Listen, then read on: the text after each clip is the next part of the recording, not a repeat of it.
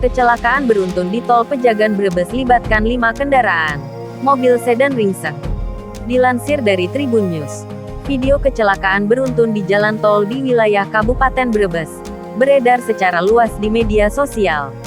Informasi yang tribunjateng.com dapatkan, kecelakaan tersebut terjadi di KM 238 Tol Pejagan.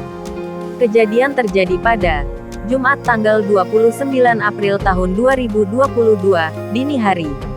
Tampak dari video yang beredar, ada sejumlah 5 kendaraan yang terlibat kecelakaan tersebut. Satu di antaranya kendaraan mobil sedan.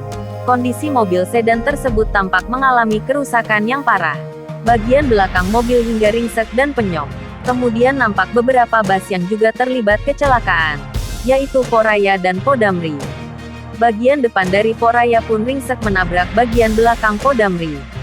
Belum diketahui secara pasti kronologis dan penyebab kejadian kecelakaan beruntun itu. Ada atau tidaknya korban juga belum diketahui.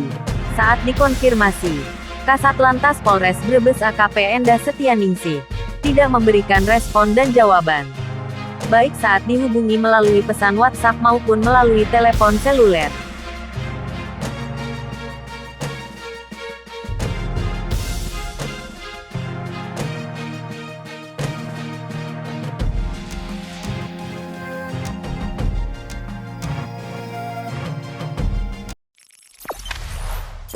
Jangan lupa subscribe, share, komen, dan like ya.